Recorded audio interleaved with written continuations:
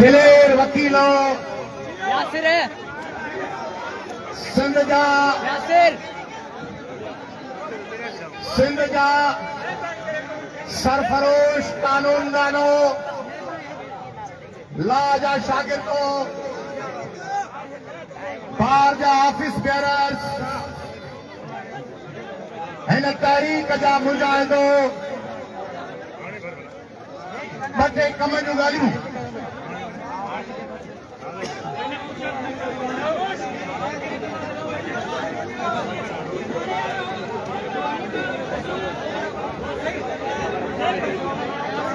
बटे कम जूं ॻाल्हियूं हिकिड़ी कम जी ॻाल्हि त असांजा हिसाब किताब रुगो हिन कैनाल जा नाहिनि कैनाल अहम आहे कैनाल जो ख़ात्मो बराबर अहम आहे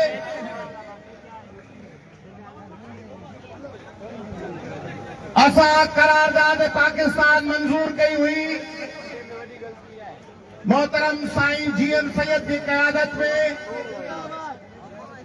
इन शर्त ते त पाकिस्तान हिकिड़ो बराबरी वारो मुल्क हूंदो रवादारी वारो मुल्क हूंदो असांजा लाश कोन पे किराया विया असांखे मिराठनि तामलनि न तेलुगुनि कोन पे मारियो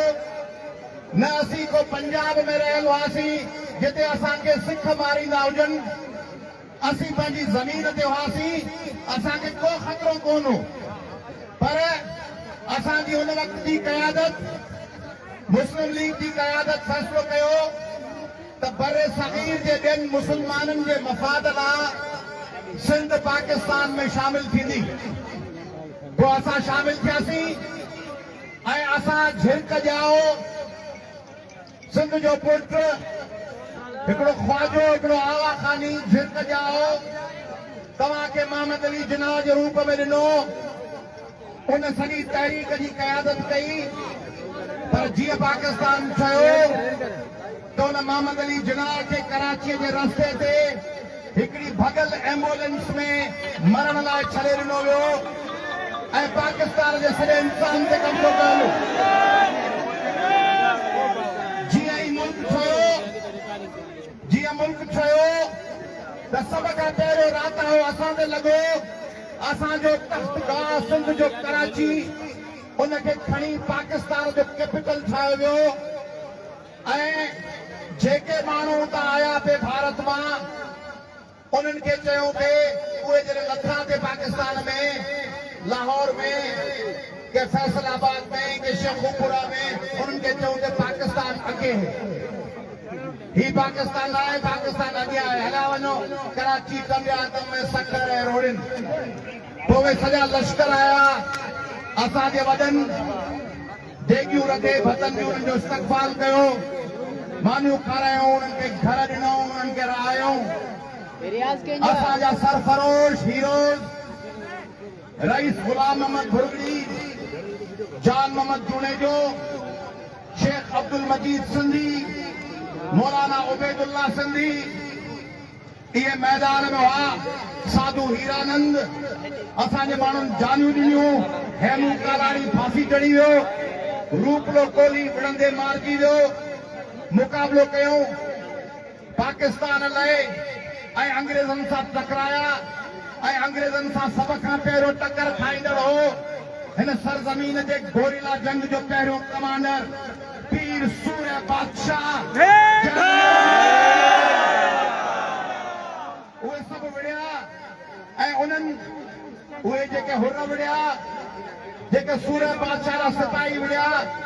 थियण त ईअं खपंदो हो त पाकिस्तान थियण शर्त